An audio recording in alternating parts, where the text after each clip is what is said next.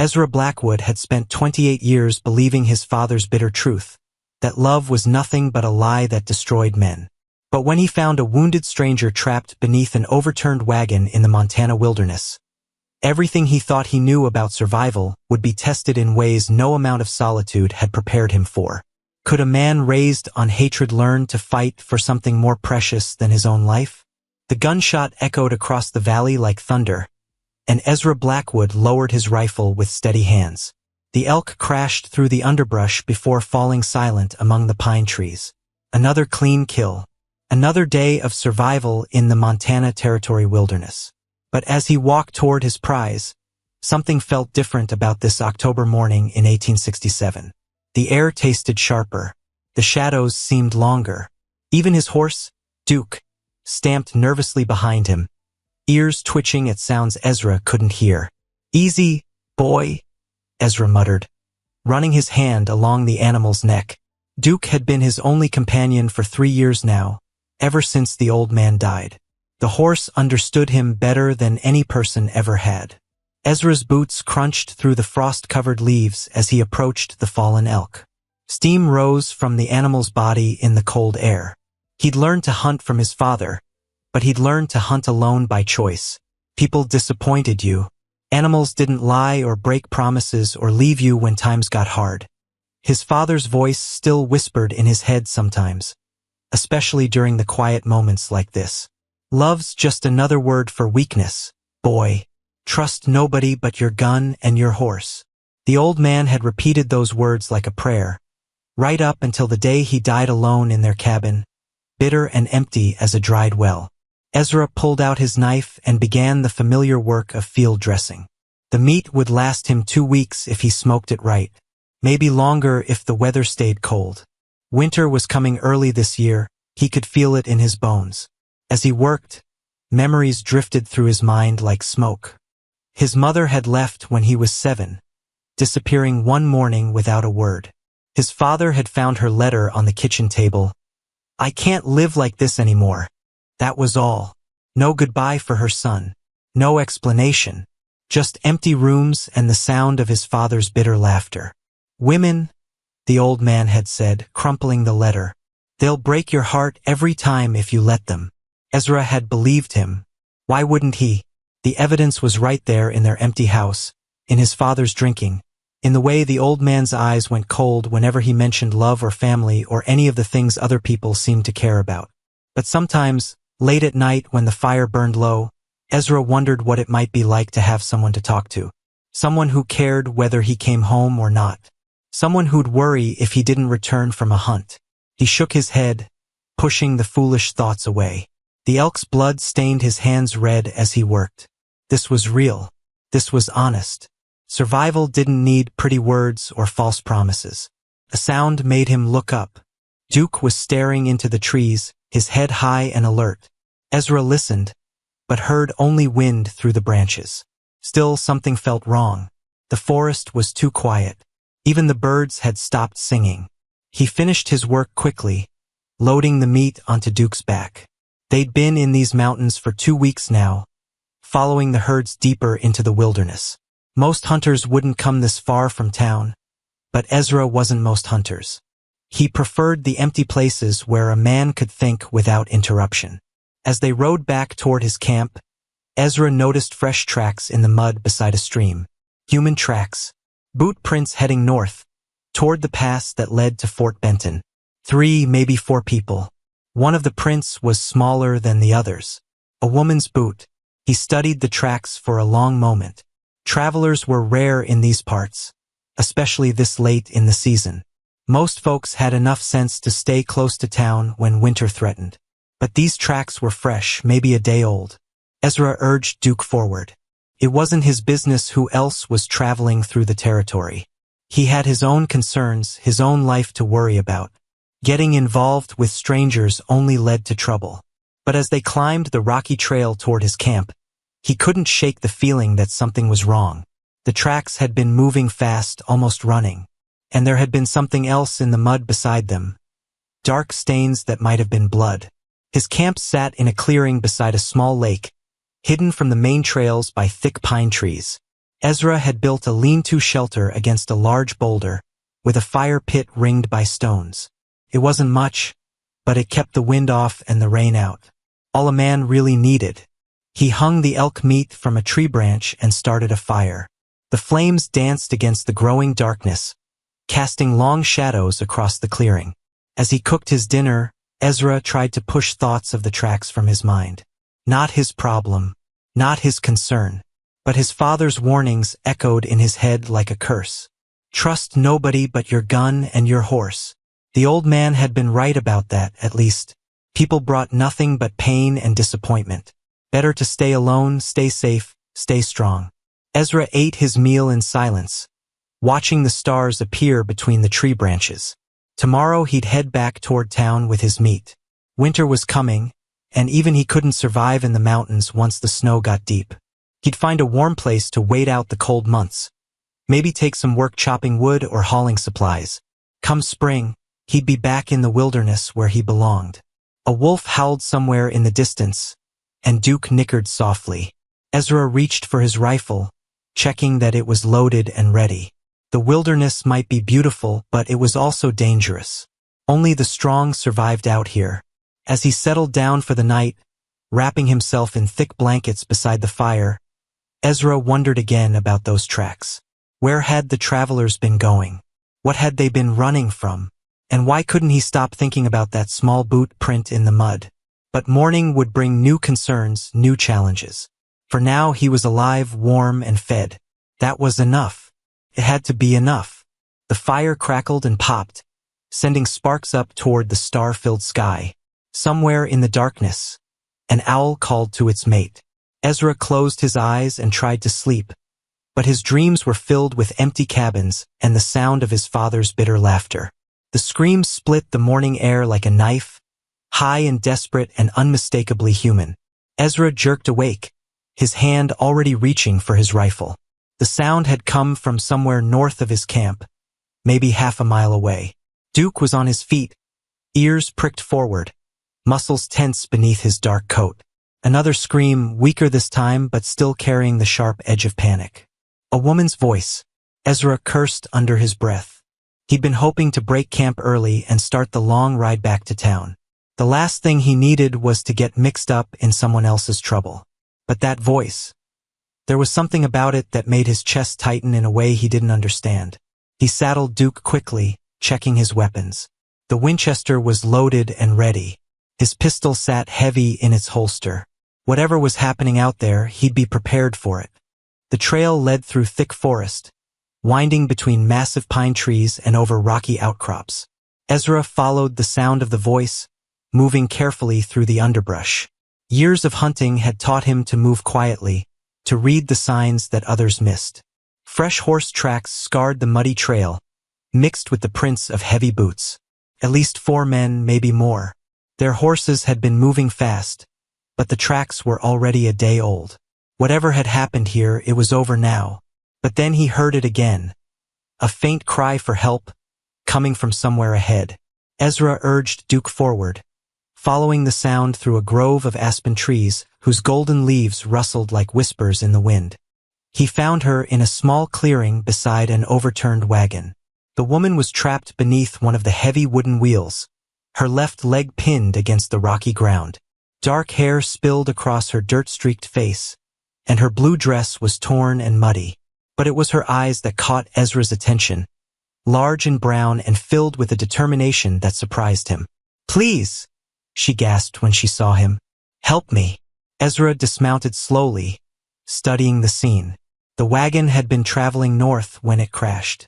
Boxes and barrels were scattered across the clearing, their contents spilled onto the ground. Medical supplies, from the look of them. Bottles of medicine, bandages, a doctor's bag. "Ma'am," he said carefully. "Name's Ezra. What happened here?" "Bandits," she whispered, struggling weakly against the wagon's weight. "They attacked us yesterday. Took my father." She winced as pain shot through her trapped leg. "I'm Isabel Reyes. We were traveling to Fort Benton when they came." Ezra knelt beside the wagon, studying the situation. The wheel was heavy, but he'd lifted heavier things before. The woman's leg didn't look broken, but it was clearly hurt. She'd been trapped here all night, probably fighting to stay conscious. "This is gonna hurt," he warned, gripping the wagon's side. "But I need to lift this wheel off you." Isabel nodded, biting her lip. "Do it." Ezra planted his feet and lifted with all his strength. The wagon rose slowly, groaning under its own weight. Isabel cried out as the pressure released, but she managed to pull her leg free. When Ezra set the wagon down, she was breathing hard but conscious. "Thank you," she whispered. I thought I was going to die here." Ezra examined her leg carefully. It was bruised and swollen, but nothing seemed broken. Still, she wouldn't be walking anywhere soon. "Can you tell me what happened?" Isabel's eyes filled with tears, but her voice stayed steady. "There were 4 of them, maybe 5. They surrounded our wagon just after dawn yesterday. My father, he's a doctor. We were bringing medical supplies to the mining camps." She gestured toward the scattered boxes. "They wanted the medicine, said they could sell it for good money." "Where'd they take your father?" "North, toward the pass. Their leader, he said something about a hideout in the mountains." Isabel tried to sit up, then gasped as pain shot through her leg. "You have to help him. He's all I have left." Ezra felt something twist in his chest. The woman's faith in him was startling, but also terrifying. She was looking at him like he was some kind of hero, when he was just a man who'd happened to hear her screams. "I'm not a lawman," he said carefully. "I'm just a hunter. But you'll help us, won't you?" Isabel's eyes met his, and Ezra felt that strange stirring again. "Please, my father's a good man. He spent his whole life helping people. He doesn't deserve to die because of some bandit's greed." Ezra stood up, pacing to the edge of the clearing. His father's voice whispered in his head, "Not your problem, boy. Walk away while you still can." The smart thing would be to help her get to town, then forget about her and her father. Getting involved with other people's troubles only led to pain. But when he looked at Isabel, saw the hope and desperation in her eyes, something shifted inside him. Maybe it was the way she'd said, "Please," like she truly believed he could save them. Maybe it was the memory of his own father dying alone, bitter and unloved. "There's an old trapper's cabin about 2 miles from here," he said finally. "We can shelter there while your leg heals. But I can't promise anything about your father." Isabel's face lit up with relief. "Thank you. God bless you, Ezra." Nobody had ever blessed him before. The words felt strange in his ears, but not unpleasant. Ezra helped Isabel onto Duke's back, then gathered what he could from the scattered supplies. The bandits had taken most of the valuable medicine, but they'd left behind some basic supplies. As they rode toward the cabin, Isabel told him more about her father. Dr. Reyes had been a surgeon in San Francisco before deciding to bring his skills to the frontier. He'd spent the last 2 years traveling between mining camps and settlements, treating injuries and diseases that other doctors wouldn't touch. "He says everyone deserves to be saved," Isabel said softly. "Rich or poor, saint or sinner. He's never turned anyone away." The words hit Ezra harder than he expected. Nobody had ever thought him worth saving. His own mother had abandoned him. His father had raised him to believe that love was a lie and people were nothing but trouble. But listening to Isabel talk about her father, Ezra began to wonder if maybe there were different kinds of people in the world. People who helped instead of hurt. People who stayed instead of left. The cabin appeared through the trees like a gift from heaven. It was small and weathered, but the roof looked solid and the walls were thick. Ezra had sheltered here before during storms. It would do. He helped Isabel inside, settling her on a pile of old blankets near the stone fireplace. The cabin was dusty and cold, but it was dry and defensible. If the bandits came looking for them, at least they'd have walls to hide behind. "Rest now," Ezra said, building a fire. "We'll figure out what to do about your father tomorrow." But as he watched the flames dance in the fireplace, Ezra knew he was lying to himself.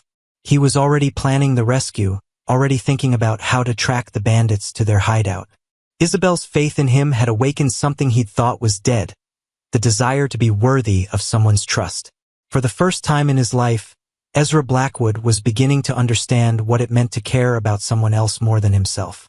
And that terrified him more than any bandit ever could. "We're not alone." Ezra's whispered words made Isabel freeze as she tried to stand by the cabin window. Outside, the morning mist clung to the pine trees like ghostly fingers, but something was moving through the white curtain. Something that didn't belong in the forest. Isabel grabbed Ezra's arm, her fingers digging into his sleeve. "What do you see?" "Horses. Maybe 3 of them." Ezra kept his voice low, reaching for his rifle. "They're being careful, staying in the trees. Could be the same bandits who took your father." Fear shot through Isabel's chest like ice water. She'd barely escaped them once. Her legs still throbbed where the wagon wheel had trapped her, and she could barely walk without help. "If they found her here, what do we do?" she whispered. Ezra studied the forest through the cracked window glass. The riders were still out there, moving slowly through the mist. They knew someone was in the cabin, but they weren't sure how many or how well armed. "Stay quiet," he said. "Maybe they'll move on." But even as he spoke, Ezra knew it was wishful thinking. Bandits didn't just wander around the wilderness for fun. They were looking for something, or someone. Isabel sank back onto the pile of blankets, trying to control her breathing. The cabin suddenly felt smaller, like a trap instead of a shelter. The walls that had seemed so protective last night now felt thin as paper. "Tell me about your father," Ezra said quietly, keeping his eyes on the window. "What's he really like?" Isabel looked at him in surprise. "Why?" "Because if we're gonna die in here, I want to know who I'm dying for." The blunt words should have scared her, but instead they made her feel stronger. Ezra wasn't sugarcoating their situation or making false promises. He was treating her like an adult who could handle the truth. "Papa's the kindest man I've ever known," she said softly. "When I was little, he used to stay up all night with sick patients. Mama would scold him for not coming home, but he'd say, 'How can I eat dinner when someone else is suffering?'" Ezra listened while watching the trees. One of the horses had moved closer to the cabin. Its rider was careful to stay hidden, but Ezra caught a glimpse of a dirty brown coat and a battered hat. "After Mama died of the fever 2 years ago, Papa threw himself into his work even more," Isabel continued. "He said helping others was the only way to make sense of losing her. That's why we came west. There are so many people out here who need medical care." "Sounds like a good man," Ezra said, and he meant it. The world needed more people like Dr. Reyes, not fewer. A branch snapped somewhere outside. Ezra tensed, finger on his rifle trigger. The sound had come from behind the cabin, which meant they were being surrounded. "Isabel," he said carefully, "I need you to listen to me. There's a root cellar behind the fireplace. Stone steps leading down into the ground. If shooting starts, you get down there and don't come out until I tell you." "What about you?" "I'll handle this." Ezra checked his pistol, making sure it was loaded. "These aren't the first bandits I've dealt with." That wasn't exactly true. Ezra had avoided people for so long that he'd never really fought anyone except wild animals. But Isabel didn't need to know that. She needed to believe he could protect her. A voice called out from the forest, rough and mocking. "We know you're in there. Come out peaceful and nobody gets hurt." Ezra recognized the voice. It was the same man who'd called out during the attack on Isabel's wagon. The bandit leader had come back to finish what he started. "What do you want?" Ezra shouted back. "The girl. She can identify us to the law." "Can't have that." A pause. "Send her out and you can ride away. No harm done." Isabel's face went white. "Don't listen to him, Ezra. They'll kill you the moment I step outside." Ezra knew she was right. Bandits didn't leave witnesses, especially ones who'd seen their faces. But the alternative was a gunfight with odds that weren't in their favor. "I'm thinking," Ezra called out, buying time. His mind raced through possibilities. The cabin had 2 windows and 1 door. The bandits probably had them covered from 3 sides, leaving only the back wall clear. But there was no exit that way. Unless Ezra remembered something about this cabin from his previous visits. The old trapper who'd built it had been paranoid about Indian raids. He'd carved a tunnel from the root cellar to a hidden exit 50 yards away in the woods. "Isabel," Ezra whispered urgently. "When I say run, you get to that cellar as fast as you can. Follow the tunnel all the way to the end. Don't stop. Don't look back. No matter what you hear. I won't leave you." "Yes, you will." Ezra's voice was firm but gentle. "Because if something happens to me, you're the only one who can save your father. And I think he'd want his daughter to live." Tears filled Isabel's eyes, but she nodded. She understood. Sometimes survival meant making impossible choices. "Time's up," the bandit leader shouted. "Send out the girl or we're coming in." Ezra took a deep breath, said a prayer to whatever God might be listening, and kicked over the table to use as cover. "Come and take her," he yelled back. The first gunshot shattered the morning silence like thunder. With splinters exploded from the cabin wall as bullets tore through the thin planks. Ezra grabbed Isabel's hand. "Run! Now!" They dove toward the fireplace as more shots rang out. Isabel found the hidden stairs and disappeared into the darkness below. Ezra heard her stumbling down the stone steps, then the scrape of her feet in the tunnel. A bandit appeared at the front window, rifle raised. Ezra's Winchester spoke first, and the man tumbled backward with a scream. But two more shapes were moving toward the door. Ezra had maybe 30 seconds before they broke through. Time enough to make a choice that would change everything. He could follow Isabel into the tunnel, escape with her and leave this fight behind. It would be the smart thing to do, the safe thing. His father would have called him a fool for even considering anything else. But as Ezra heard Isabel's footsteps echoing in the tunnel below, he realized something had changed inside him. For the first time in his life, he had something worth fighting for. Someone who believed he was better than he thought he was. The door exploded inward, and two bandits rushed inside with guns drawn. Ezra stepped out from behind the overturned table, rifle ready, and discovered what it felt like to fight for love instead of just survival. The difference was everything. "You picked the wrong fight, stranger." The bandit leader stood in the doorway, smoke still curling from his pistol barrel. His two men flanked him on either side, their weapons trained on Ezra's chest. But their eyes held the nervous look of men who'd lost one of their own. Ezra kept his rifle steady, though his heart was pounding like a war drum. The dead bandit lay sprawled beneath the broken window, his blood staining the cabin floor. 3 against 1 wasn't good odds, but Ezra had something these men didn't, a reason to live beyond the next few minutes. "Where's the girl?" the leader demanded. He was a big man with a scarred face and cold gray eyes, the kind of man who'd learned early that violence solved most problems. "Gone," Ezra said simply. "Don't lie to me." The leader took a step forward. "I heard her voice just minutes ago. She's here somewhere." From somewhere deep underground, Ezra could hear the faint sound of Isabel moving through the tunnel. The bandits hadn't noticed it yet, but they would soon. He needed to keep their attention focused on him. "Name's Jake Morrison," the leader said, as if introductions mattered in a Mexican standoff. "Maybe you heard of me. I run things in these mountains." "Never heard of you," Ezra replied. "Must not be as important as you think." Morrison's face darkened. "Important enough to know that girl can hang us all if she talks to the law. Important enough to know you just made a very bad enemy." Ezra almost smiled. These men had no idea who they were dealing with. They saw a lone hunter, probably figured him for easy prey. They didn't know about the years of survival in the wilderness, the countless hours of tracking dangerous game, the cold patience that came from living alone with only your skills to keep you alive. "What did you do with her father?" Ezra asked. "The doc," Morrison shrugged. "He's our insurance. Good bargaining chip if we need him.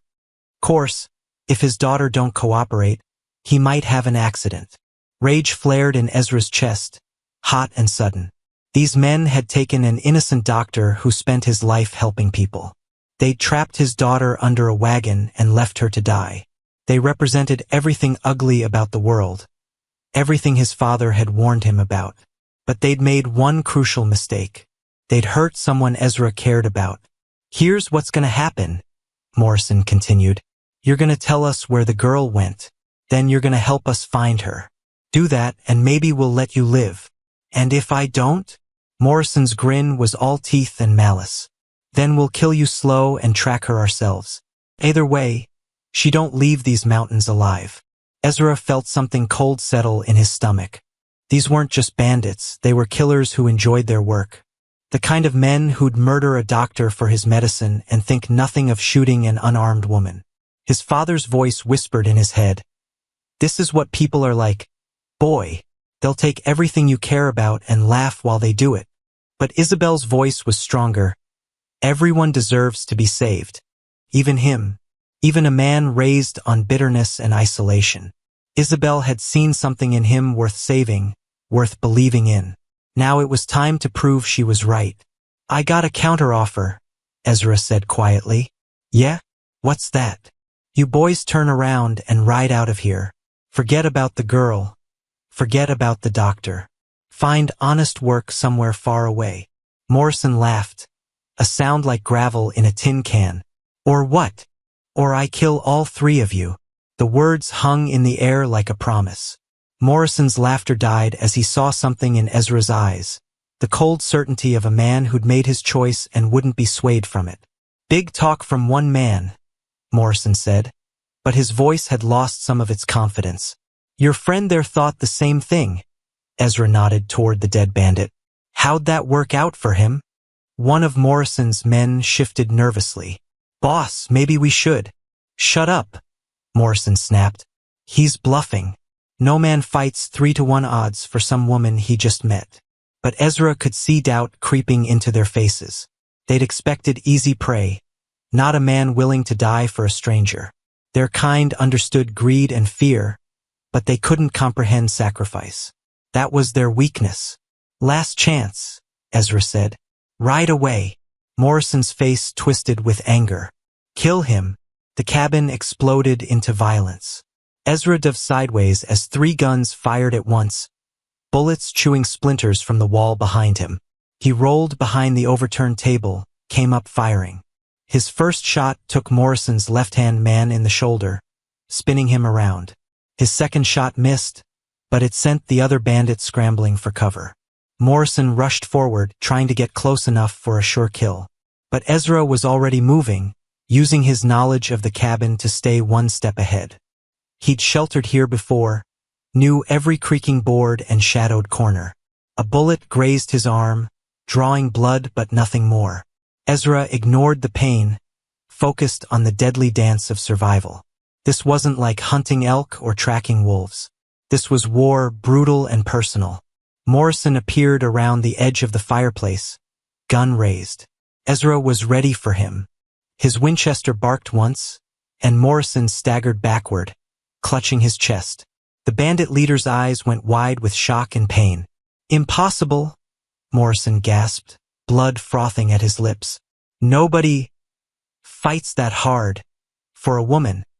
He collapsed, his unfired gun clattering across the wooden floor. The remaining bandit, the one Ezra had wounded, was trying to reload his rifle with shaking hands. Blood streamed from his shoulder, making his fingers clumsy. Drop it, Ezra commanded, his rifle trained on the man's heart. The bandit looked at his dead companions, then at Ezra's cold eyes. His weapon clattered to the floor. Please, he whispered. I was just following orders. I got a family back in Kansas City. Ezra studied the man for a long moment. Part of him, the part that sounded like his father, wanted to pull the trigger. These men had threatened Isabel, would have killed her without hesitation. They deserved whatever they got. But another voice spoke up, gentle and forgiving. Everyone deserves to be saved. Where's the doctor? Ezra asked. Hidden camp, 2 miles north. Follow the creek to where it splits, then take the left fork. There's a cave behind some fallen rocks. The words tumbled out in a rush. He's alive, I swear. Morrison wanted to keep him healthy in case we needed a bargaining chip. Ezra nodded slowly. Get out of here. Don't come back. If I see you again, I won't be so generous. The bandit scrambled for the door, clutching his wounded shoulder. Within seconds, The sound of galloping hooves faded into the distance. Ezra sat down heavily on the edge of the fireplace, suddenly exhausted. The cabin reeked of gunpowder and blood. 3 men had entered alive. Only one had left that way. But for the first time in his life, Ezra had fought for something bigger than himself. He'd fought for love, and won. Now came the hard part, proving that love could save more than just Isabel. It was time to rescue her father. "Papa!" Isabel's cry echoed through the hidden tunnel as she stumbled toward the cave entrance. Her injured leg screamed with every step, but she pushed forward through the darkness. Behind her, the sound of gunfire had finally stopped. Either Ezra was dead or the bandits were. She couldn't think about that now. The tunnel ended at a narrow opening behind a cluster of fallen boulders. Isabel squeezed through, emerging into bright afternoon sunlight that made her eyes water. The forest stretched out before her, peaceful and quiet, as if the violence at the cabin had never happened. But she could hear something else now. A man's voice, weak but familiar, coming from somewhere deeper in the woods. "Help! Someone please!" Her father's voice. Isabel forgot about her pain, forgot about the bandits, forgot about everything except reaching the man who'd raised her. She limped through the trees, following the sound toward a small clearing where a cave mouth yawned like a hungry beast. Dr. Miguel Reyes sat slumped against the cave wall, his hands tied behind his back and his usually neat clothes torn and dirty. Blood crusted on his forehead where someone had hit him, but his eyes were alert and angry. "Isabel!" His face lit up with joy and terror. "My daughter, what are you doing here? It's not safe." She rushed to him, tears streaming down her face. "Papa, I was so scared they'd killed you. How did you find me? Where are the bandits?" Dr. Reyes looked around nervously as Isabel worked to untie his bonds. "You shouldn't have come alone." "I'm not alone." Isabel's fingers struggled with the tight ropes. "There's a man named Ezra. He saved me when I was trapped under our wagon. He's fighting the bandits right now." "One man against all of them?" Her father's face went pale. "Isabel, we have to help him." "The ropes are too tight," Isabel said, frustration making her voice shake. "I can't get them loose." Dr. Reyes twisted his wrists, trying to give her more room to work. "There's a knife in my medical bag. The bandits threw it in the back of the cave when they searched through my supplies." Isabel hobbled deeper into the cave, her eyes adjusting to the gloom. The bag sat against the far wall, its contents scattered across the rocky floor. Bottles of medicine, surgical tools, and bandages lay everywhere like the remains of a broken dream. She found the small knife her father used for delicate operations and hurried back to him. The blade was sharp enough to slice through the ropes in seconds. "Thank God," Dr. Reyes whispered, rubbing circulation back into his wrists. "Isabel, tell me about this man who helped you. Can we trust him?"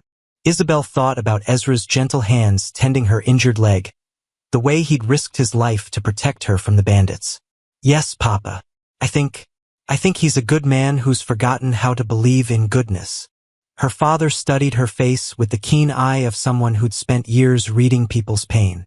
"You care about him." It wasn't a question, but Isabel answered anyway. "Yes, and I think he cares about me too, even though he's trying not to." Dr. Reyes struggled to his feet, wincing as blood flow returned to his legs. "Then we better make sure he survives this day. A man who fights for love is worth saving." They gathered what they could from his scattered medical supplies.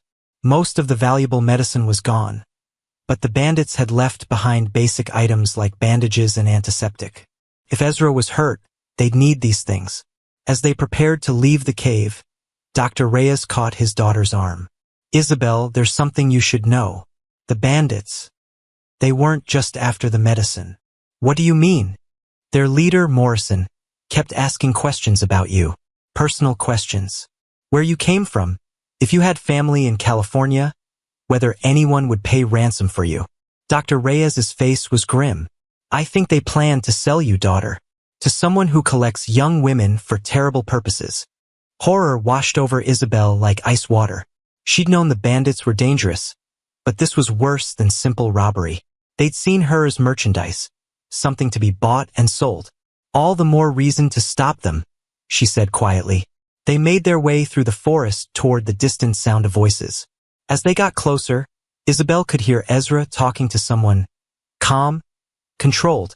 Nothing like the panicked shouts she'd expected from a gunfight. Relief flooded through her. He was alive. They found him standing outside the cabin, washing blood from his hands in a bucket of water. 3 horses stood tied to nearby trees, their saddles and bridles removed. But only one rider was visible. A wounded man sitting on the ground with his back against a tree, pressing a bloody cloth to his shoulder. Ezra! Isabel called out. He spun around, his face lighting up with an expression she'd never seen before. Pure, overwhelming relief. In 3 quick strides, he reached her, and for a moment it seemed like he might sweep her into his arms. But then he caught himself, stepping back with a shy smile. You made it, he said simply. What happened here? Dr. Reyes asked, looking from the wounded bandit to the cabin where dark stains marked the wooden walls. Morrison and one of his men are dead, Ezra said. This one's going to live, assuming someone tends that shoulder wound soon. Dr. Reyes looked at his daughter, then at Ezra, then at the wounded bandit. His medical oath warred with his anger at the men who'd terrorized his family. But in the end, there was no real choice. Bring him inside, he said with a sigh. I'll patch him up. The bandit looked up in surprise. You'd help me? After what we did? I'm a doctor, Dr. Reyes said simply. I help people who are hurt. That's what doctors do. As they carried the wounded man into the cabin, Isabel watched Ezra's face. She could see him struggling to understand how her father could show mercy to someone who'd tried to kill them all. Your papa's a better man than I am, Ezra said quietly. No, Isabel replied. He's just had more practice at forgiveness. But you're learning. While Dr. Reyes worked on the bandit's shoulder, Isabel and Ezra sat outside the cabin, watching the sun sink toward the mountain peaks. The crisis was over, but somehow that made everything more complicated. What happens now? Isabel asked. Ezra was quiet for a long moment. I suppose you and your father will want to get to Fort Benton. Finish your journey. And you? I'll head back to town for the winter. Find some work to keep me busy until spring. Isabel felt her heart sink. After everything they'd been through, was he really going to just walk away? Ezra, Miss Isabel, he interrupted gently. I'm not the kind of man you should be thinking about. I don't know nothing about towns and civilized living. I'm better off in the wilderness. Are you? She asked, echoing his own words from days before. Because these past few days, I've seen who you really are, and it's not the man you think you are. Before Ezra could answer, Dr. Reyes emerged from the cabin, wiping his hands on a clean cloth. The patient will live, he announced, though he'll have a scar to remember this day by. He looked between his daughter and Ezra, reading the tension in their faces. I believe we need to have a conversation, Mr. Blackwood, about the future. Ezra stood up slowly, his face guarded. Sir, my daughter speaks very highly of you. She says you saved her life. Any decent man would have done the same. Dr. Reyes smiled. Would they? I've met many men in my travels, Mr. Blackwood. Decent ones, cruel ones, brave ones, cowardly ones. But I've rarely met one who fights like you did today. That wasn't just duty, that was love. The word hung in the air between them like a bridge waiting to be crossed. I don't know nothing about love. Ezra's words came out rougher than he intended, but Dr. Reyes didn't flinch. The older man settled beside him on a fallen log, his kind eyes studying Ezra's profile in the fading light. My wife used to say that love isn't something you know, Dr. Reyes said quietly. It's something you do. And today, you did something that required great love indeed. Inside the cabin, they could hear Isabel helping the wounded bandit drink some water. Even after everything the man had done, she was showing him kindness. Like father, like daughter, Ezra thought. Your daughter deserves better than a man like me, Ezra said. I don't have much education. Never lived in a proper town. My father raised me to believe that caring about people was just asking for heartbreak. And what do you believe now? Ezra looked toward the cabin where Isabel's gentle voice drifted through the open door. I think maybe my father was wrong about a lot of things. Dr. Reyes chuckled. Fathers often are. I know I've made my share of mistakes with Isabel, but one thing I've learned is that a man's worth isn't measured by his education or his bank account. It's measured by his character. What if that character's been shaped by years of isolation and bitterness? Then perhaps it's time to let it be shaped by something else. Dr. Reyes stood up, brushing dirt from his pants. Mr. Blackwood, I have a proposition for you. Ezra looked up, suspicious. What kind of proposition? I could use someone like you. Someone who knows the country, who can protect our medical supplies when we travel to the mining camps. The work would be dangerous, but it would also be meaningful. We'd be helping people who have nowhere else to turn. The offer hung between them like an unexpected gift. Ezra had been prepared for rejection, for Dr. Reyes to thank him politely and then take his daughter away forever. He hadn't been prepared for an invitation to become part of something larger than himself. I don't know anything about medical work, Ezra said. You don't need to. I need someone who can keep us safe while we do the healing. Someone who can navigate the wilderness and deal with the kind of men we met today. Dr. Reyes paused. Someone my daughter trusts. Before Ezra could respond, Isabel appeared in the doorway. The patient's resting, she said. He should be well enough to travel by morning. She looked between her father and Ezra, sensing the weight of their conversation. What are you two talking about? I was just explaining to Mr. Blackwood that we could use his help, Dr. Reyes said. If he's willing to leave his solitary life behind. Isabel's eyes widened with hope, but she tried to hide it. You don't have to decide right now, Ezra. It's a big change. Ezra stood up slowly, his mind racing. Everything he'd believed about himself, everything his father had taught him, said this was a mistake. Getting attached to people only led to pain. Caring about others made you weak, vulnerable. But looking at Isabel's face, seeing the hope she was trying so hard to conceal, Ezra realized something had fundamentally changed inside him. For the first time in his life, the thought of being alone felt worse than the risk of being hurt. Can I think about it? He asked. Of course, Dr. Reyes said. Take all the time you need. That night, as the three of them shared a simple meal of beans and hardtack, Ezra found himself watching the way Isabel and her father talked to each other. There was love there, yes, but also respect.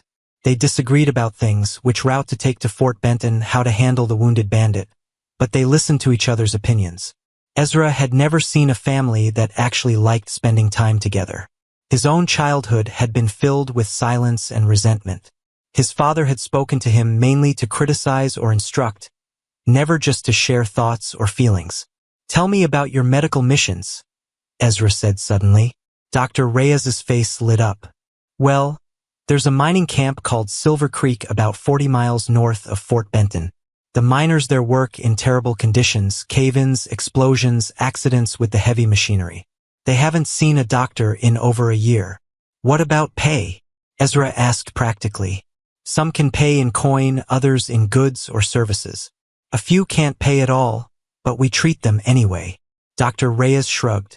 Money isn't the point.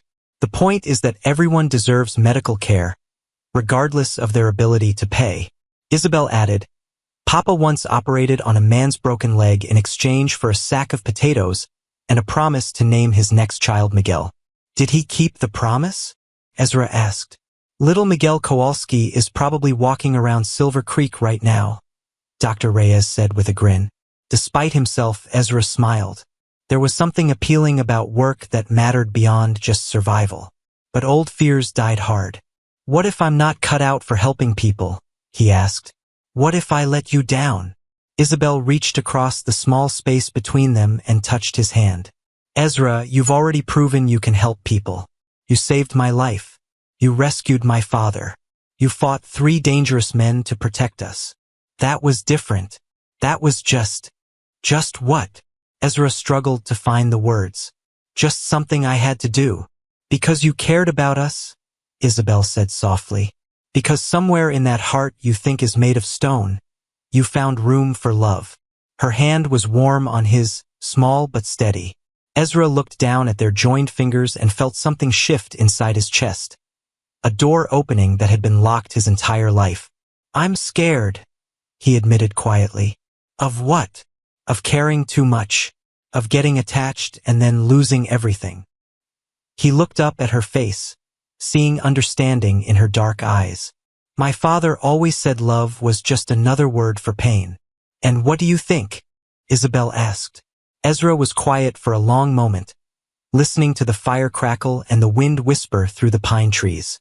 In the distance, an owl called to its mate, and somewhere even farther away, its call was answered. "I think," he said slowly, "that maybe pain is just another word for caring about something worth losing." Dr. Reyes cleared his throat gently. "So what's your answer, Mr. Blackwood? Will you join us?" Ezra looked at Isabel's hopeful face, at her father's kind smile, at the wounded bandit sleeping peacefully in the corner despite everything he'd done wrong. He thought about empty cabins and silent meals, about his father's bitter warnings and his mother's abandonment. Then he thought about Isabel's laughter, about the way she'd said his name like it meant something important, about the possibility of work that helped instead of just survived. "Yes," he said quietly. "I'll come with you." Isabel's face broke into a smile so bright it could have lit the whole cabin. Dr. Reyes clapped him on the shoulder with genuine warmth. "Welcome to the family business, Mr. Blackwood," the doctor said. Family. The word hit Ezra like a physical blow, but this time it didn't hurt. For the first time in his 28 years, he was part of something bigger than himself. Outside the cabin, the wounded bandit stirred in his sleep, murmuring words that might have been prayers or confessions. Tomorrow they'd send him on his way with bandages and a warning never to return. It was more mercy than he deserved, but mercy, Ezra was learning, wasn't about what people deserved. It was about what kind of person you chose to be. And for the first time in his life, Ezra Blackwood was choosing to be someone worth loving. "You don't belong here, stranger." The words cut through the morning bustle of Fort Benton like a knife, stopping conversations and turning heads. Ezra felt every eye in the trading post bore into him as he stood beside Dr. Reyes and Isabel, still wearing his dusty hunting clothes and carrying his weathered rifle. The speaker was a well-dressed man with a gold watch chain and polished boots, the kind of person who'd never spent a night sleeping under the stars. His voice carried the authority of someone used to being obeyed. "Mr. Hartwell," Dr. Reyes said carefully, "this is Ezra Blackwood. He's working with us now, helping protect our medical supplies during transport." Hartwell's cold blue eyes swept over Ezra from head to toe, taking in every detail with obvious distaste. "A hired gun, you mean? Doctor, I thought you were a man of peace." "I am," Dr. Reyes replied, "but peace sometimes requires protection."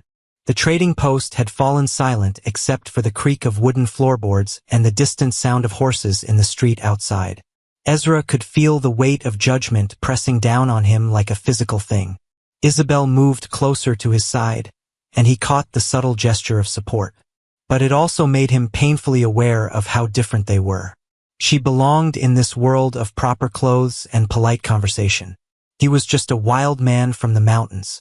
"I've heard stories about you, Blackwood," Hartwell continued. "They say you killed 3 men just yesterday. Is that the kind of help the good doctor needs?" Ezra's jaw tightened. "They were bandits. They would have killed innocent people." "So you say.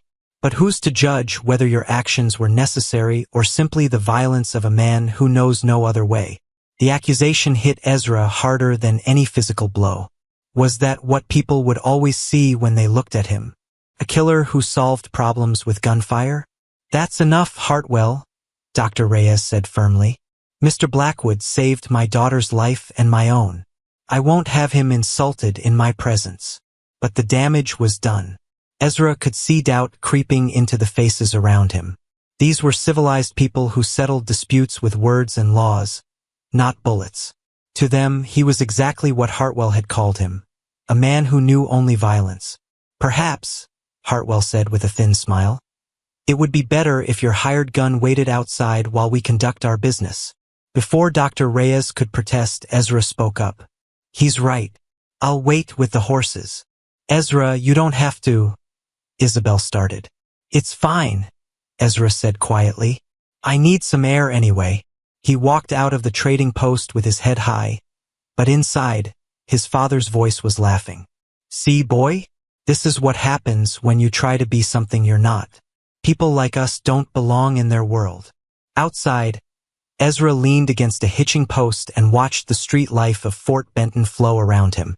Merchants hawked their wares, children played in the dust, and women in clean dresses discussed the latest news from back east. Everyone seemed to have a place, a purpose, a community. Everyone except him. A young boy approached, maybe 10 years old, with curious eyes and a gap-toothed grin. Mister, is it true you killed 3 men with 1 rifle? Where'd you hear that? Ezra asked. My pa was talking to Mr. Henderson about it. He said you were faster than lightning and meaner than a rattlesnake. The boy's eyes were wide with admiration. That's so exciting. Ezra felt his stomach turn. Was this how he'd be remembered? As some kind of violent legend to thrill children with? Kid killing ain't exciting. It's just sad and necessary sometimes. The boy's face fell. Oh, sorry, mister. As the child wandered away, Ezra wondered if Hartwell was right. Maybe he didn't belong here. Maybe trying to change who he was just put good people like Isabel and her father in danger. 20 minutes later, Dr. Reyes and Isabel emerged from the trading post, their faces grim. Isabel carried a small bag of medical supplies, much smaller than what they'd hoped to purchase. What happened? Ezra asked. Hartwell convinced the other merchants that doing business with us was too risky, Dr. Reyes explained. They're afraid that associating with a known killer will hurt their reputations. Ezra felt like he'd been punched in the gut. I'm sorry. This is my fault. No, it's not, Isabel said fiercely. It's the fault of small-minded people who judge others without knowing the truth. But Ezra could see the disappointment in Dr. Reyes's eyes, the way the older man's shoulders sagged under the weight of their failure. They'd come to Fort Benton expecting to resupply for their medical missions. Instead, they were leaving with barely enough supplies to treat a handful of patients. Maybe I should go back to the mountains, Ezra said quietly. You'd be better off without me. Absolutely not, Isabel said before her father could respond. Ezra Blackwood, you listen to me. What happened in there says nothing about you and everything about them. You're a good man who did what needed to be done. But I'm holding you back. You heard what that Hartwell fellow said. I heard a pompous fool who's never had to make a life or death decision in his comfortable existence. Isabel interrupted. Papa, tell him. Dr. Reyes was quiet for a moment, studying Ezra's face. Son, do you know what I see when I look at you? Ezra shook his head. I see a man who risked his life for strangers. I see someone who chose mercy when he could have chosen revenge. I see a person learning to love after being taught only fear. Dr. Reyes placed a hand on Ezra's shoulder. Hartwell sees your guns and your scars and thinks he knows your story. But I see your heart. The words hit Ezra like a bomb on an old wound. But doubt still gnawed at him. What if he's right, though? What if I bring nothing but trouble? Then we'll face that trouble together, Isabel said simply. That's what families do. There was that word again. Family. It still felt foreign on Ezra's tongue, but less frightening than before. A commotion down the street caught their attention. A man on horseback was riding hard into town, his clothes torn and his face streaked with blood. People scattered out of his way as he pulled up in front of the sheriff's office. Help! The rider shouted. There's been an accident at the Silver Creek mine. Cave-in trapped a dozen men. We need a doctor. Dr. Reyes was already moving toward the man before he finished speaking. When did this happen? 3 hours ago, the rider gasped. We've been digging, but the tunnel's completely blocked. Some of the men are hurt bad, and we can't get them out. How many injured? At least 6 that we know of. Maybe more trapped deeper in the mine. Dr. Reyes turned to Isabel and Ezra, his face grim but determined. We have to go. Those men need medical attention immediately. But we don't have enough supplies, Isabel pointed out. We'll make do with what we have. Dr. Reyes was already calculating what they'd need. Ezra, Can you get us to Silver Creek quickly? I know the trail, Ezra said.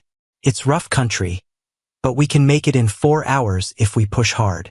People were gathering around them now, listening to the conversation. Hartwell pushed through the crowd, his face skeptical. Doctor, surely you're not thinking of attempting this rescue with so few supplies, he said. It would be irresponsible. What would be irresponsible is letting those men die while we debate, Dr. Reyes replied sharply. But you'll need proper equipment, trained assistants. I'll need courage and skill, Dr. Reyes interrupted, both of which I have in abundance. Hartwell's eyes flicked to Ezra. And I suppose you're taking your gunmen as well? What use will violence be in a mine shaft? The question hung in the air like a challenge. Ezra felt the familiar burn of shame in his chest, the old voice telling him he was nothing but destruction in human form. But then Isabel stepped forward, her chin raised defiantly.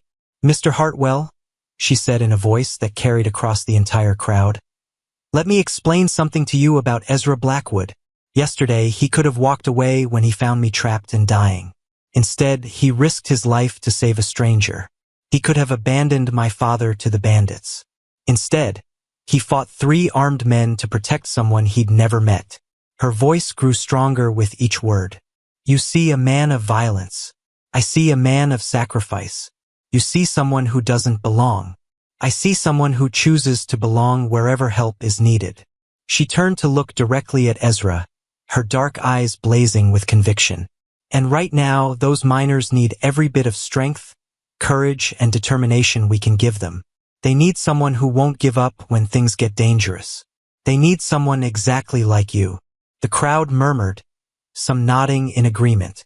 Even Hartwell seemed taken aback by Isabel's passionate defense. Ezra felt something expand in his chest. Not just love for Isabel, but a growing understanding of who he might become. Not just a hunter or a killer, but a protector. Not just a man running from his past, but someone building a future worth believing in. Let's go save those miners, he said quietly.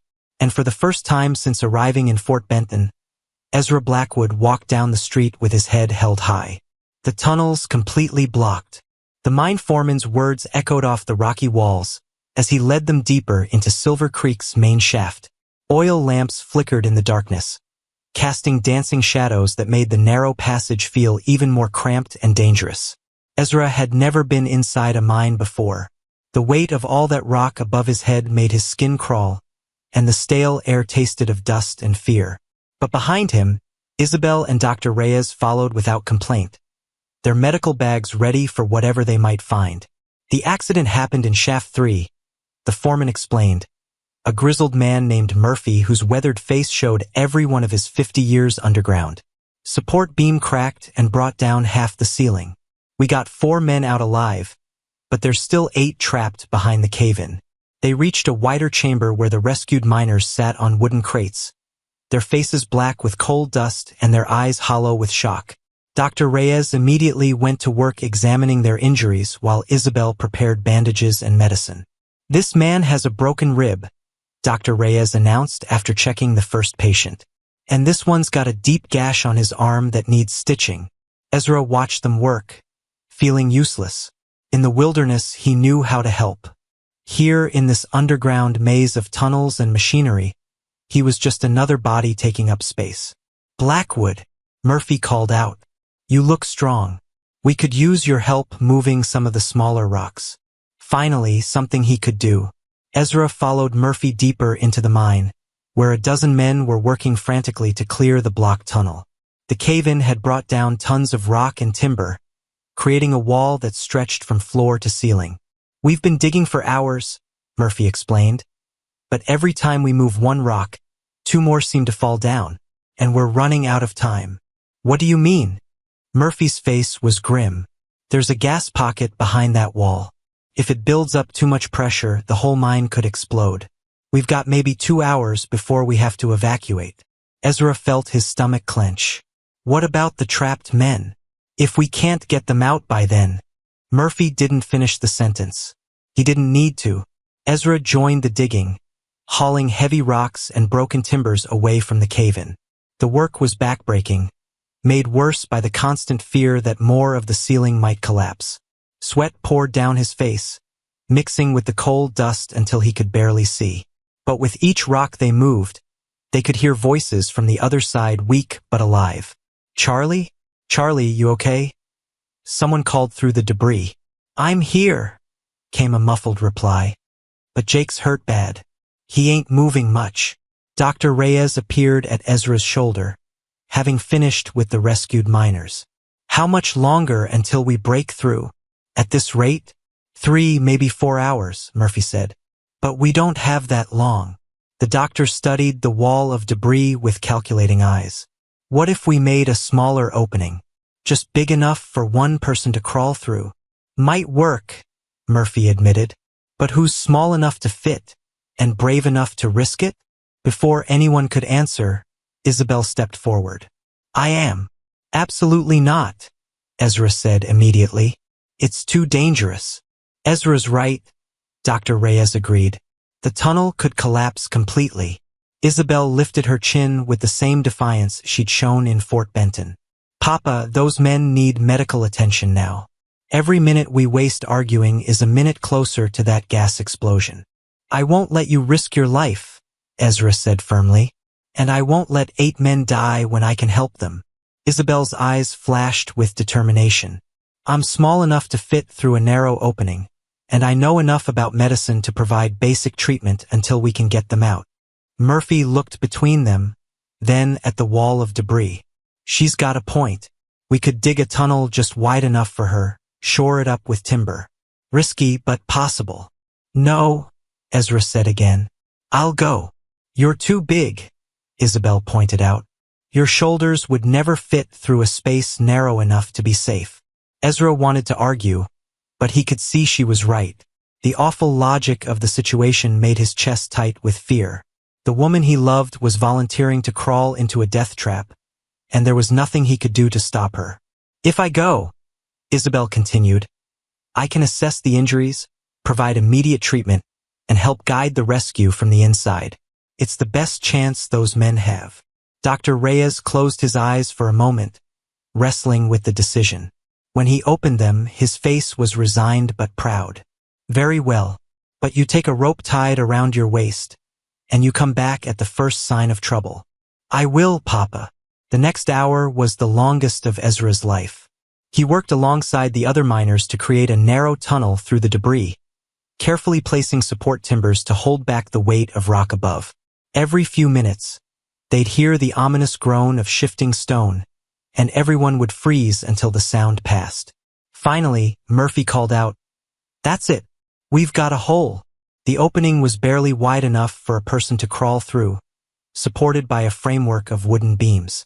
It looked like a mouth ready to swallow anyone foolish enough to enter. Isabel checked her medical bag one final time, then looked at Ezra. "If something happens." "Nothing's going to happen," Ezra said firmly. "You're coming back out of there."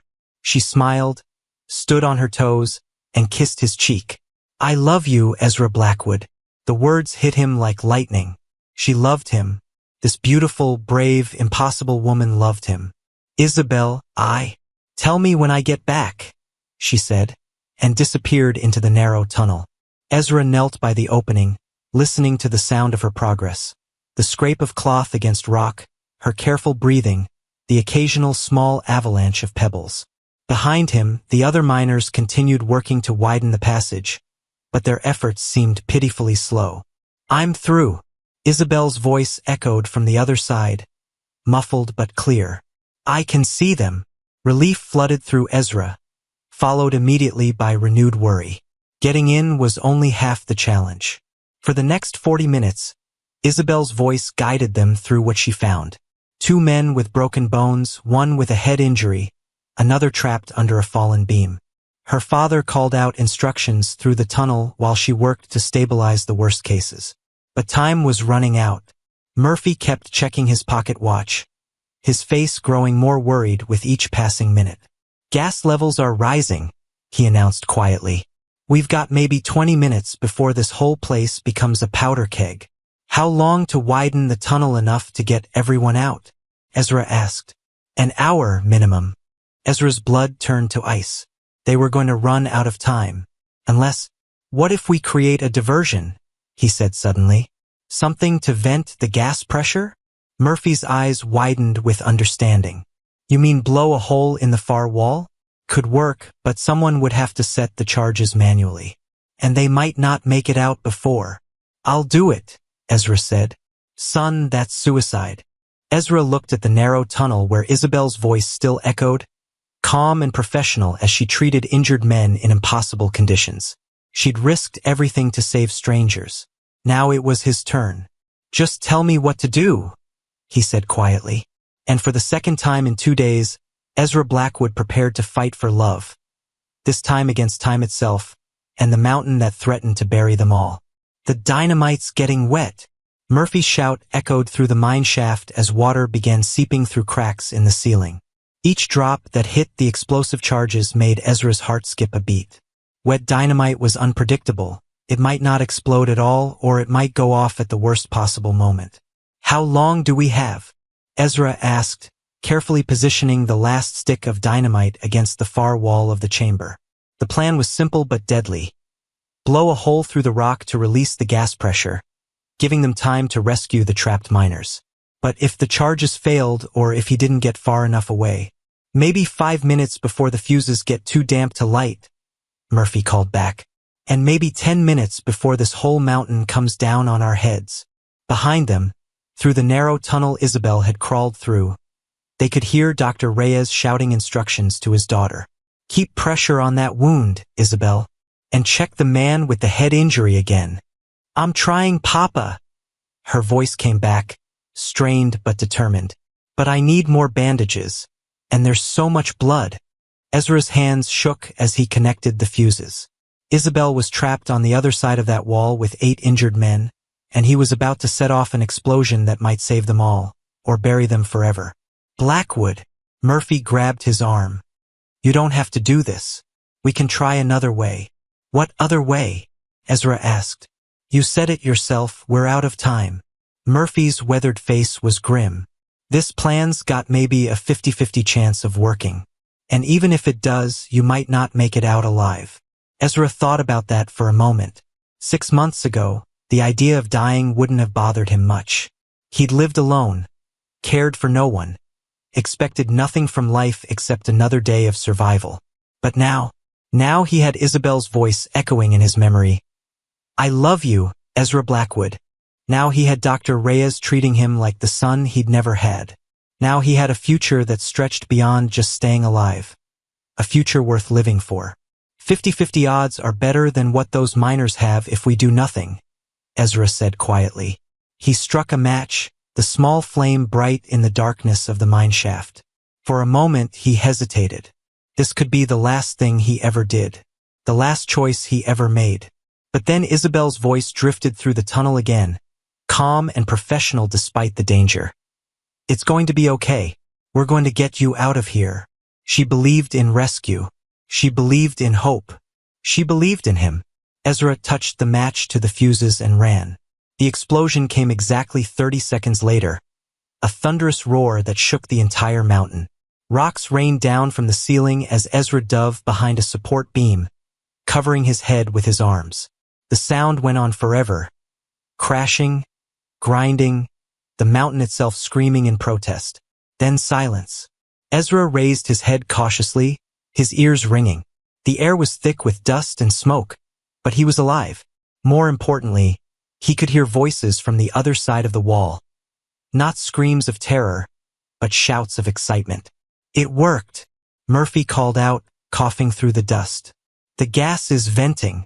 We can hear it whistling through the crack you made. Relief flooded through Ezra like cool water. But they weren't safe yet. The explosion had opened a narrow fissure in the rock wall, releasing the deadly gas pressure. But the trapped miners were still trapped. How much time do we have now? Ezra asked. Murphy consulted his watch again. Maybe an hour before the gas builds up again. But that crack you made, it's not big enough for people to fit through, and it's too dangerous to widen with more explosives. Then we go back to the original plan, Ezra said. We widen the tunnel Isabel went through. For the next 45 minutes, Every man in the mine worked like his life depended on it, because it did. They moved rocks, shored up weak spots with timber, and slowly, carefully, made the passage wider. All the while, Isabel's voice guided them from the other side. She'd managed to stabilize most of the injured miners, using strips torn from her own dress when the bandages ran out. Her father coached her through procedures she'd only read about in medical books. The man with the broken leg needs a splint, Dr. Reyes called through the tunnel. Use whatever wood you can find. I'm using a pickaxe handle, Isabel replied, and I've got the bleeding stopped on the head injury. But Papa, one of the men isn't responding. His breathing is very shallow. Dr. Reyes's face went pale. Internal injuries, probably. The kind that needed surgery, not just first aid. We need to get them out now, he said to Ezra. Almost there, Ezra promised, hauling away another load of rocks. His hands were bloody and his back ached, but he didn't stop, couldn't stop. Finally, Murphy called out the words they'd all been waiting for. That's it. The tunnel's wide enough. The next few minutes were a carefully orchestrated rescue. One by one, the injured miners were pulled through the widened tunnel, with Isabel guiding each one and Dr. Reyes receiving them on the other side. The man with the broken leg came first, gritting his teeth against the pain. Then the one with the head injury, unconscious but breathing. Each rescue felt like a small miracle. But it was the eighth man, the one whose breathing had worried Isabel, who nearly broke Ezra's heart. He was barely conscious, his face gray with pain and blood loss. Internal bleeding, Dr. Reyes diagnosed immediately. We need to get him to a proper hospital fast. Nearest one's in Helena, Murphy said. 2 days' ride. He won't last 2 hours, Dr. Reyes replied grimly. We need to operate here. Here. Murphy looked around the dusty mine shaft in disbelief. Doctor, this ain't exactly sterile conditions. It's what we have, Dr. Reyes said firmly. Isabel, I need you to help me. This man's life depends on what we do in the next few minutes. As father and daughter prepared for emergency surgery by lamplight in a mine shaft, Ezra found himself thinking about the journey that had brought him here. A week ago, he'd been a solitary hunter who trusted no one and cared about nothing except his own survival. Now he was part of a team risking everything to save strangers. Now he was willing to die for people he'd just met. Now he understood what Isabel had meant when she talked about her father's belief that everyone deserved to be saved. The surgery took 30 minutes, with Isabel assisting her father like she'd been doing it for years. When it was over, the injured miner's breathing was stronger and his color had improved. Will he live? Ezra asked. If we can get him to proper medical facilities within the next day or two. Yes, Dr. Reyes said, wiping blood from his hands. It was close, but I think we got the internal bleeding stopped. As they prepared to move the injured miners to the surface, Isabel appeared at Ezra's side. Her dress was torn and dirty, her face streaked with dust and blood, but her eyes were bright with accomplishment. We did it, she said quietly. We actually did it. You did it, Ezra corrected. I just moved some rocks. Isabel smiled and took his hand. You set off dynamite in a collapsing mine to save people you'd never met. That's not just moving rocks, Ezra. That's heroism. The word felt strange to Ezra. Heroes were people in stories, not broken men from the wilderness who'd learned about love by accident. But looking at Isabel's proud face, seeing the grateful expressions of the rescued miners, Ezra began to wonder if maybe heroes weren't born. Maybe they were just ordinary people who chose to do extraordinary things when the moment called for it. And maybe, just maybe, he was becoming the kind of man worth loving after all. I've never seen anything like it. The sheriff's words carried across the crowded saloon as he raised his glass in a toast. 3 days had passed since the mine rescue, and the story had spread through Fort Benton like wildfire. Every detail had grown in the telling, until Ezra barely recognized himself in the tales being shared. To Ezra Blackwood, the sheriff continued, the man who saved 8 lives with nothing but dynamite and determination. The crowd erupted in cheers, and Ezra felt his face burn with embarrassment. He wasn't used to being the center of attention, especially not the positive kind. All around him, people were smiling and nodding approval, the same people who'd looked at him with suspicion just days before. But it was the person sitting across from him who mattered most. Isabel's eyes sparkled with pride as she watched the celebration, her hand resting gently on his arm. Dr. Reyes sat beside them, looking tired but satisfied. They'd spent the last 3 days treating the rescued miners, and all 8 would make full recoveries. Speech! Speech! Someone called from the crowd. Ezra shook his head quickly. I ain't much for speeches. Come on, Blackwood! Murphy the mine foreman shouted. Say something.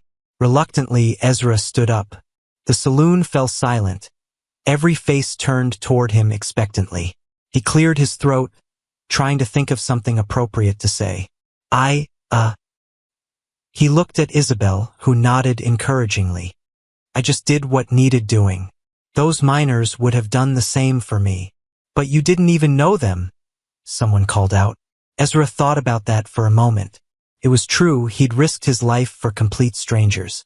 A week ago, that would have seemed impossible. But now, sometimes, he said slowly, the most important thing you can do is help someone you don't know. Because if we only helped people we already cared about, the world would be a pretty lonely place. The crowd murmured approval, and Ezra sat down quickly, his part in the celebration finished. But as the evening wore on, he noticed something that made him uncomfortable.